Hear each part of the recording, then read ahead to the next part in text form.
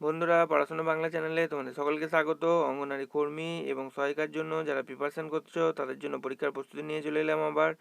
আমরা সাধারণ জ্ঞান টপিক নিয়ে ডিসকাস করছি। সাধারণ জ্ঞানে এটা আমাদের দেখতে পাচ্ছ 21 নাম্বার মক টেস্ট। এর আগে আমরা 20খানা মক টেস্ট করে নিয়েছি। তো তোমরা সকলেই জানো যে সাধারণ জ্ঞান টপিক থেকে তোমাদের কিন্তু 20 মার্কস পরীক্ষায় কোশ্চেন আসে। তো এটা কিন্তু এই টপিকটা ভালো করে তোমাদের পড়াশোনা করতে হবে এবং প্রত্যেককে বলবো মক টেস্ট দেওয়ার জন্য। আগের মক টেস্টগুলো যারা দাওনি প্রত্যেকে মক টেস্টের আকারে দাও এবং প্রত্যেকে চেষ্টা করো 18 থেকে 20 প্লাসের ওপরে কিন্তু স্কোর করার এবং খুব ভালো করে পড়াশোনা করো প্রত্যেকে। তোমাদের জন্য বলবো দুটো বই কিন্তু ইতিমধ্যে অ্যাভেলেবেল রয়েছে। দেখো, তোমাদের আইসিডিএস পরীক্ষার জন্য জনস্বাস্থ্য, পুষ্টি এবং নারীর অবস্থান এই টপিকটা কিন্তু খুব গুরুত্বপূর্ণ টপিক একটা। এই টপিক থেকে তোমাদের 15 নম্বর কোশ্চেন আসে এবং আমরা আমাদের করছি যে তোমাদের এটা জনস্বাস্থ্য, পুষ্টি এবং নারীর অবস্থান এই টপিকটার জন্য তোমরা এই বইটা পারচেস করতে পারো। এবং আইসিডিএস এর সাধারণ জ্ঞানের জন্য তোমার জিকে মাস্টার বুক 3000 প্লাস কোশ্চেন রয়েছে। এই বইটা থেকে আমরা 25খানা করে কোশ্চেন প্রতিদিন মক টেস্টের আকারে করছি। এই দুটো বই কিন্তু অ্যাভেলেবেল রয়েছে। যারা পারচেস করতে চাইছো বা কিনতে চাইছো তারা কিন্তু এই হোয়াটসঅ্যাপ নাম্বারে যোগাযোগ করতে পারো। কেউ কিন্তু কল করবে না, প্রত্যেককে বলবো তোমরা মেসেজ করে রাখবে এই নাম্বারে। আমি তোমাদের সময় মতো কীভাবে কী কিনতে হবে ডিটেলস একদম বলে দেবো, ঠিক আছে? এবং আমরা মক টেস্টে যে কোশ্চেনগুলো ডিসকাস করছি সেটা হচ্ছে এই বইটা থেকে 3000 প্লাস কোশ্চেন থেকে প্রতিদিন 25টা করে কোশ্চেন আমরা মক টেস্টের আকারে ডিসকাস করছি। আজকে আমাদের 21 নম্বর মক টেস্ট। তো আজকেও 25খানা কোশ্চেন রয়েছে। কী কী কোশ্চেন রয়েছে আমরা এক এক করে দেখে নেবো, চলো। প্রথম কোশ্চেন আমাদের আজকের মক টেস্টে দেখো কি রয়েছে। কোয়াশিওকর কি প্রকার এটা রোগ? এটা চোখের রোগ, মস্তিষ্কের রোগ, ক্ষয় রোগ নাকি এক প্রকার অস্থি রোগ? অ্যান্সার করো প্রত্যেকে। যারা একদম নিজে অ্যান্সার করতে চাইছো প্রত্যেকে অ্যান্সার করবে কোয়াশিওকর কি প্রকার রোগ এটা। তো সঠিক উত্তর হয়ে যাবে এটা হচ্ছে এক প্রকার অস্থি রোগ। অপশান ডি হয়ে যাবে আমাদের সঠিক উত্তর। পরবর্তী কোশ্চেন, মানব দেহের কোন অংশে অ্যাডামস অ্যাপেল বর্তমান? বলো, পেটে, হাঁটুতে, বুকে নাকি গলায়? অ্যাডামস অ্যাপেল কোথায় অবস্থিত আমাদের, কোন অংশে শরীরে? সঠিক উত্তর হয়ে যাবে এটা গলায় অবস্থিত। অপশান ডি হয়ে যাবে আমাদের সঠিক উত্তর। পরবর্তী প্রশ্ন, হোম রুল লীগের প্রতিষ্ঠাতা কে ছিলেন? বালগঙ্গাধর তিলক, লালা লাজপত রায়, সতীশচন্দ্র সামন্ত নাকি মহাদেব গোবিন্দ রানাডে? অ্যান্সার করো প্রত্যেকে। সঠিক উত্তর হয়ে যাবে আমাদের কি, বলো? বাল গঙ্গাধর তিলক। অপশান এ হয়ে যাবে আমাদের সঠিক উত্তর। পরবর্তী কোশ্চেন, বর্তমান ভারত কার রচনা এটা? দীনবন্ধু মিত্র, তোমার রবীন্দ্রনাথ ঠাকুর, স্বামী বিবেকানন্দ নাকি জওহরলাল নেহেরু? তো সঠিক উত্তর হয়ে যাবে কে? সঠিক উত্তর হয়ে যাবে স্বামী বিবেকানন্দ হচ্ছে বর্তমান ভারতের রচয়িতা। অপশান সি হয়ে যাবে আমাদের সঠিক উত্তর। পরবর্তী কোশ্চেন দেখো, পাঞ্জাব কেসরি কি রয়েছে? পাঞ্জাব কেসরি। পাঞ্জাব কেসরি নামে কে পরিচিত? লালা লাজপত রায়, মহাত্মা গান্ধী, বাল গঙ্গাধর তিলক নাকি অরবিন্দ ঘোষ? অ্যান্সার করো কি হবে দেখি প্রত্যেকে। সঠিক উত্তর হয়ে যাবে আমাদের লালা লাজপত রায়। অপশান বি হয়ে যাবে আমাদের সঠিক উত্তর। পরবর্তী কোশ্চেনে চলে আসবো। পরবর্তী 6 নম্বর কোশ্চেন দেখো কি রয়েছে। ম্যালেরিয়া রোগে মানুষের দেহের কোন অংশ ক্ষতিগ্রস্ত হয়? প্লীহা, কিডনি, ফুসফুস নাকি হৃৎপিণ্ড? তো সঠিক উত্তর হয়ে যাবে প্লীহা। অপশান এ হয়ে যাবে আমাদের সঠিক উত্তর। পরবর্তী নেক্সট কোশ্চেনে চলে আসবো। গ্লুকোমা গ্লুকোমা মানবদেহের কোন অংশে হয়? এই গ্লুকোমা রোগটি মানবদেহের কোন অংশে হয়? কান, চোখ, গলা নাকি নাক? বলো, অ্যান্সার করো প্রত্যেকে। তো সঠিক উত্তর হয়ে যাবে এটা চোখের একটা রোগ। অপশান বি হয়ে যাবে এটা সঠিক উত্তর। পরবর্তী কোশ্চেন আমরা চলে আসবো। দেখো পরবর্তী আমাদের নেক্সট 8 নম্বর কোশ্চেন কি রয়েছে। মানবদেহের কোন অংশে টিবিয়া নামক হাড়টি থাকে? টিবিয়া নামে এই হাড়টা মানবদেহের কোথায় থাকে? কান, হাত, কান, পা নাকি মাথার খুলি? বলো। তো সঠিক উত্তর হয়ে যাবে এটা পায়ে থাকে। অপশান বি, সি হয়ে যাবে আমাদের সঠিক উত্তর। পরবর্তী প্রশ্ন, জাতীয় ভোটার দিবস পালিত হয় কোন তারিখে? বলো, অ্যান্সার করো। 20 জানুয়ারি, 25 জানুয়ারি, 31 জানুয়ারি নাকি 2 ফেব্রুয়ারি? তো সঠিক উত্তর কি হবে? সঠিক উত্তর হয়ে যাবে 25 জানুয়ারি। দিনটিকে জাতীয় ভোটার দিবস বলা হয়ে থাকে। অপশান বি হয়ে যাবে আমাদের সঠিক উত্তর। পরবর্তী প্রশ্ন, প্রোটোপ্লাজম নামক নামকরণ করেন কে? প্রোটোপ্লাজম এটার নামকরণ কে করেছিলেন? বলো, পার্কিনজি, স্লেডেন, ওয়েগার নাকি পার্কিনসন? অ্যান্সার করো প্রত্যেকে। প্রোটোপ্লাজম নামকরণ করেছিলেন পার্কিনজি। অপশন এ হয়ে যাবে আমাদের সঠিক উত্তর। পরবর্তী প্রশ্ন, ক্লোরেল্লা হলো এক প্রকার কি? বলো, অ্যান্সার করো। ক্লোরেল্লা হচ্ছে এক প্রকার কি? শৈবাল, পরজীবী, ছত্রাক নাকি মিথজীবী? সঠিক উত্তর হয়ে যাবে এটা হচ্ছে একটা শৈবাল। অপশন এ হয়ে যাবে আমাদের সঠিক উত্তর। পরবর্তী প্রশ্ন, কার রাজত্বকালে পানিপথের দ্বিতীয় যুদ্ধ ঘটেছিল বা সংঘটিত হয়েছিল? বলো, বাবর, হুমায়ুন, আকবর নাকি ঔরঙ্গজেব? অ্যান্সার করো প্রত্যেকে দেখি। কার রাজত্বকালে পানিপথের দ্বিতীয় যুদ্ধ হয়েছিল? বাবর, হুমায়ুন, আকবর নাকি ঔরঙ্গজেব? তো অ্যান্সার কি হয়ে যাবে? অ্যান্সার হয়ে যাবে আমাদের আকবর। অপশন সি হয়ে যাবে আমাদের সঠিক উত্তর। পরবর্তী প্রশ্ন দেখো, কুতুবুদ্দিন আইবক নির্মিত আড়াই দিন কি ঝোপড়া বা আড়াই দিন কা ঝোপড়া কোথায় অবস্থিত? এটা বলো, বাদায়ুন, দিল্লি, কালিঞ্জর নাকি আজমির? কোথায় আড়াই দিন কা ঝোপড়া এটা অবস্থিত? বলো। তো সঠিক উত্তর হবে এটা আজমিরে অবস্থিত। অপশন ডি হয়ে যাবে আমাদের সঠিক উত্তর। তো এটা মনে রাখবে যে কুতুবুদ্দিন আইবক দেখো দিল্লিতে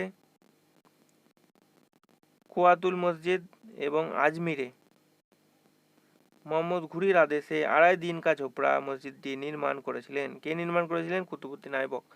ঠিক আছে, দুটো কোশ্চেন আসে বারবার ঘুরিয়ে ফেলে, এইটাও কিন্তু তোমাদের বারবার অনেক সময় আসে যে কুয়াতুল মসজিদ কে নির্মাণ করেছিলেন। তাহলে কুতুবুদ্দিন আইবক নির্মাণ করেছিলেন, এটা কোথায়? দিল্লিতে। এবং আজমিরে মোহাম্মদ ঘুরির আদেশে আড়াই দিন কা ঝোপড়া মসজিদটি নির্মাণ করেছিলেন।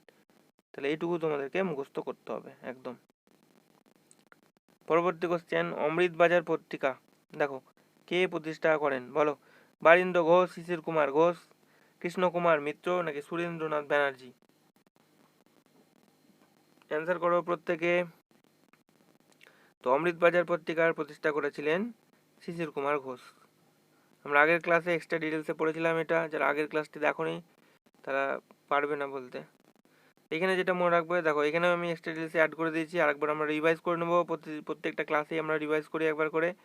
হিন্দু প্যাট্রিয়ট পত্রিকার সম্পাদক হরিশচন্দ্র মুখোপাধ্যায়, ইন্ডিয়ান মিরর সুলভ সমাচার পত্রিকার সম্পাদক কেশবচন্দ্র সেন, সন্ধ্যা পত্রিকার সম্পাদক ব্রহ্মবান্ধব উপাধ্যায়, বেঙ্গলি পত্রিকার সম্পাদক সুরেন্দ্রনাথ বন্দ্যোপাধ্যায়, কেসরি ও মারহাট্টা পত্রিকার সম্পাদক বাল গঙ্গাধর তিলক, বেঙ্গল গেজেট পত্রিকার সম্পাদক অগাস্ট হিকি, অমৃতবাজার পত্রিকার সম্পাদক শিশির কুমার ঘোষ, যেটা আমাদের কোশ্চেনের ছিল, সংবাদ প্রভাকর পত্রিকার সম্পাদক ঈশ্বরচন্দ্র গুপ্ত, সংবাদ কৌমুদী পত্রিকার সম্পাদক রাজা রামমোহন রায়, দিগদর্শন ও সমাচার দর্পণ পত্রিকার সম্পাদক জন মার্সম্যান। এরপর আসছে আল হিলাল পত্রিকার সম্পাদক মৌলানা আবুল কালাম আজাদ, ধূমকেতু এবং লাঙল এই দুটো পত্রিকার সম্পাদক কাজী নজরুল ইসলাম, সন্দেশ পত্রিকার সম্পাদক সুকুমার রায়, বঙ্গদর্শন পত্রিকার সম্পাদক বঙ্কিমচন্দ্র চট্টোপাধ্যায়, সবুজপত্র পত্রিকার সম্পাদক প্রমথ চৌধুরী। এবং এইখানে যেটা মনে রাখবে, এইটা কিন্তু খুব গুরুত্বপূর্ণ এবং ইম্পর্টেন্ট, অক্ষয় কুমার দত্তের সম্পাদনায় তত্ত্ববোধিনী পত্রিকা প্রথম প্রকাশিত হয় এবং এর সার্বিক তত্ত্বাবধানে ছিলেন কে? দেবেন্দ্রনাথ ঠাকুর। তোমাকে এখানে অপশানে অক্ষয় কুমার দত্ত থাকবে অথবা দেবেন্দ্রনাথ ঠাকুর থাকবে তত্ত্ববোধিনী পত্রিকার সম্পাদক যখন কোশ্চেনে আসবে। ঠিক আছে, তোমাকে কোশ্চেন বুঝে কিন্তু অ্যান্সার করতে হবে যে অক্ষয় কুমার দত্ত ছিলেন তত্ত্ববোধিনী পত্রিকায় প্রথম প্রকাশিত হয়, ঠিক আছে, তার সম্পাদনায়, এবং এই সার্বিক তত্ত্বাবধানে ছিলেন দেবেন্দ্রনাথ ঠাকুর। তাহলে তোমাকে অপশানে হয় অক্ষয় কুমার দত্ত পাবে অথবা দেবেন্দ্রনাথ ঠাকুর থাকবে, কখনোই কিন্তু দুটো অপশানে পাবে না। ঠিক আছে, যেরকম অপশান থাকবে সেরকম অনুসারে তোমাকে অপশান অনুসারে অ্যান্সার করতে হবে। পরবর্তী কোশ্চেনে আমরা চলে আসবো, স্প্রিং তুলা নিচের কোন নীতির উপর নির্ভর করে গড়ে উঠেছে? পাস্কালের সূত্র, বার্নৌলির নীতি, জুলের সূত্র নাকি বয়েলের সূত্র? অ্যান্সার করো। তো সঠিক উত্তর হয়ে যাবে জুলের সূত্র। অপশন সি হয়ে যাবে সঠিক উত্তর। পরবর্তী প্রশ্ন, হরিপুরাতে অনুষ্ঠিত কংগ্রেসের অধিবেশনে সভাপতিত্ব ছিলেন কে ছিলেন? হরিপুরাতে অনুষ্ঠিত কংগ্রেসের অধিবেশনে সভাপতি কে ছিলেন? সুভাষচন্দ্র বসু, মৌলানা আজাদ, মহাত্মা গান্ধী নাকি দাদাভাই নৌরোজি? তো সঠিক উত্তর হয়ে যাবে সুভাষচন্দ্র বসু। অপশন এ হয়ে যাবে আমাদের সঠিক উত্তর। এখানে দেখো যেটা মনে রাখবে তোমরা, যে ভারতীয় জাতীয় কংগ্রেসের অধিবেশনে সভাপতিত্ব কারা কারা করেছিল? প্রথম অধিবেশন হয়েছিল 1885 সালে বোম্বাইতে, এ সভাপতিত্ব করেছিল উমেশচন্দ্র বন্দ্যোপাধ্যায়। দ্বিতীয় অধিবেশন হয়েছিল 1886 সালে কলকাতাতে, দাদাভাই নৌরোজি এ সভাপতিত্ব করেছিল। তৃতীয় অধিবেশন হয়েছিল 1887 সালে মাদ্রাজে, বদরুদ্দিন তয়েবজি সভাপতিত্ব করেছিল। এবং চতুর্থ অধিবেশন হয়েছিল 1888 সালে, এলাহাবাদে জর্জ ইউলে সভাপতিত্ব করেছিল। ঠিক আছে, তাহলে জাতীয় কংগ্রেসের সম্পর্কে আমরা এইগুলো একটু মনে রাখবে ভালো করে, খুব ইম্পর্টেন্ট। চলো পরবর্তী কোশ্চেন আমরা চলে আসবো। পরবর্তী প্রশ্ন, দ্য ইন্ডিয়ান স্ট্রাগল গ্রন্থের রচয়িতা কে? সুভাষচন্দ্র বসু, জওহরলাল নেহরু, মৌলানা আবুল কালাম আজাদ নাকি মহাত্মা গান্ধী? তো সঠিক উত্তর হয়ে যাবে সুভাষচন্দ্র বসু। অপশন এ হয়ে যাবে আমাদের সঠিক উত্তর। পরবর্তী প্রশ্ন, রবীন্দ্রনাথ ঠাকুরের বানানো প্রতিষ্ঠান কোনটা? রবীন্দ্র বিদ্যালয়, জ্ঞানধাম বিদ্যালয়, বিশ্বভারতী নাকি সেবাগ্রাম পাঠশালা? প্রত্যেকে পারা উচিত, এটা তোমার মনে হয় কাউকে পড়তে হবে না, নিজেই পারবে প্রত্যেকে। রবীন্দ্রনাথ ঠাকুরের বানানো প্রতিষ্ঠান হচ্ছে বিশ্বভারতী, যেটা কোথায় অবস্থিত? বোলপুরে, বীরভূম জেলার, মনে রাখবে। চলো পরবর্তী কোশ্চেনে আমরা চলে আসবো। বুড়িবালামের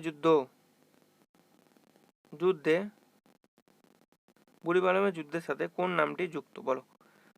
ভাগাযতীন, মাস্টারদা সূর্য সেন, বিনয় বাদল দীনেশ নাকি মাতঙ্গিনী হাজরা? বুড়িবালামের যুদ্ধের সাথে কোন নামটা যুক্ত? সঠিক উত্তর হয়ে যাবে ভাগাযতীন। অপশন এ হয়ে যাবে আমাদের সঠিক উত্তর। পরবর্তী কোশ্চেন, ডিসকভারি অফ ইন্ডিয়া কার রচনা? এটা মৌলানা আবুল কালাম আজাদ, নীরদ শ্রী চৌধুরী, জওহরলাল নেহরু নাকি অরবিন্দ ঘোষ? সঠিক উত্তর হয়ে যাবে জওহরলাল নেহরু। অপশন সি হয়ে যাবে আমাদের সঠিক উত্তর। পরবর্তী প্রশ্ন, মুর্শিদাবাদ জেলাকে দুভাগে ভাগ করেছে কে? কোন নদী? মহানন্দা নদী, ভাগীরথী নদী, জলঙ্গি নদী নাকি মাথাভাঙা নদী? বলো। তো সঠিক উত্তর হয়ে যাবে ভাগীরথী নদী। মুর্শিদাবাদ জেলাকে দুটো খণ্ডে বা দুটো ভাগে ভাগ করেছে। অপশন বি হয়ে যাবে আমাদের সঠিক উত্তর। পরবর্তী কোশ্চেন, পশ্চিমবঙ্গের কোন ধরনের জলবায়ু লক্ষ্য করা যায়? বলো। ক্রান্তীয় মৌসুমী, শুষ্ক, অর্ধ শুষ্ক, আর্দ্র নাকি শুষ্ক উপক্রান্তীয়? তো সঠিক উত্তর হয়ে যাবে ক্রান্তীয় মৌসুমী জলবায়ু। অপশন এ হয়ে যাবে আমাদের সঠিক উত্তর। পরবর্তী কোশ্চেন, সৌর প্যানেলে কোন ধাতুগুলো ব্যবহার করা হয় বা ব্যবহৃত হয়? সৌর প্যানেল মানে সোলার, যেটা আমরা ব্যবহার করে, মানে অনেকে দেখবে এখন তো বেশিরভাগ শহরে বা গ্রামে অনেক জায়গায় সূর্যের আলোতে চার্জ হয়ে যে বিদ্যুৎগুলো জ্বলে, সৌর প্যানেল যেগুলো থাকে। তো প্যানেল মানে যেটাতে সূর্য ছটাটা মানে রোদটা পড়ে যেটার উপরে, তো সেটাতে কোন ধাতুটা ব্যবহার করা থাকে? সোনা তো হবেই না, প্রথমে বলে রাখি। সিলিকন, রূপা নাকি তামা, কোনগুলো হবে বলো, অ্যান্সার করো। তো সঠিক উত্তর হবে সিলিকন। ঠিক আছে, অপশান বি হয়ে যাবে আমাদের সঠিক উত্তর। চলো পরবর্তী কোশ্চেনে আমরা চলে আসছি। পশ্চিমবঙ্গের দেখো উত্তর বাহিনী নদী হলো কোনটা? কোনটা? তিস্তা, জলঢাকা, রায়ডাক। দেখো আমি আগের ক্লাসে আমরা যে এক্সট্রা ডিটেলসে কিন্তু তোমাদেরকে বলেও দিয়েছিলাম যে উত্তর বাহিনী নদী ছিল না, আমাদের বাম তীরের উপনদী আর গঙ্গার ডান তীরের উপনদী সম্পর্কে, সেখান থেকেও কিন্তু কোশ্চেন আসে। তো এই কোশ্চেনটা ভালো করে পড়ো, কি বলেছে, পশ্চিমবঙ্গের উত্তর দিকে প্রবাহিত হওয়া নদীগুলো কোনটা? তিস্তা, জলঢাকা, রায়ডাক, গঙ্গা ব্রহ্মপুত্র, তিস্তা গঙ্গা নাকি দামোদর গঙ্গা? অ্যান্সার করো। তো সঠিক উত্তর এটা মনে রাখবে যে তিস্তা, জলঢাকা এবং রায়ডাক। ঠিক আছে, এটা হচ্ছে পশ্চিমবঙ্গের উত্তর বাহিনী নদী। বারবার পরীক্ষায় ঘুরিয়ে ফিরে কোশ্চেন আসে, একদম মুখস্থ করে নেবে। লাস্ট কোশ্চেন আমাদের আজকের মক টেস্টের কি রয়েছে দেখো। ভারতের প্রথম ইউরেনিয়ামের খনি জাদুঘোড়া কোথায় অবস্থিত? ভারতের প্রথম ইউরেনিয়ামের খনি হচ্ছে জাদুঘোড়া, এটা কোথায় অবস্থিত? বিহার, আসাম, রাজস্থান নাকি ঝাড়খণ্ড? তো সঠিক উত্তর হয়ে যাবে এটা ঝাড়খণ্ডে অবস্থিত। অপশন ডি হয়ে যাবে আমাদের সঠিক উত্তর। তো এই ছিল বন্ধুরা আজকে আমাদের 25খানা কোশ্চেন। ভিডিওটি যদি তোমাদের ভালো লেগে থাকে একটি লাইক করে দেবে, চ্যানেলে নতুন হয়ে থাকলে চ্যানেলটি সাবস্ক্রাইব করে নেবে এবং ভিডিওটি তোমার বন্ধুদের সঙ্গে একটু শেয়ার করে দেবে। যারা আজকে একদম নিজে 25খানা কোশ্চেনে অ্যান্সার করেছো, তারা 25খানার মধ্যে তোমার স্কোর কত হলো অবশ্যই কিন্তু কমেন্ট সেকশনে জানিয়ে দিবে। এবং তোমাদের বলে রাখি, তোমাদের সাধারণ জ্ঞান টপিক ছাড়াও তোমাদের জনস্বাস্থ্য, পুষ্টি, নারীর অবস্থান এই টপিকের উপর ক্লাস, তোমাদের রচনার উপর ক্লাস, ইংরেজির উপর ক্লাস এবং অঙ্কের উপরও ক্লাস রয়েছে। এবং রিসেন্ট যে জেলাগুলো থেকে তোমাদের পরীক্ষা হয়েছে সেই জেলাগুলোর কোশ্চেন পেপারস একদম সলিউশন সহ পুরো ডিটেলসে করে দিয়েছি। তোমরা যারা একদম নতুন তাদেরকে বলবো যে প্রিভিয়াস ইয়ার কোশ্চেন পেপারসগুলো একবার দেখে নাও, তাহলে তোমাদের একটা আইডিয়া হয়ে যাবে যে পরীক্ষায় কীরকম প্যাটার্ন কোশ্চেন পেপারস আসে। তো এই ছিল আজকের video. Thank you for watching this video.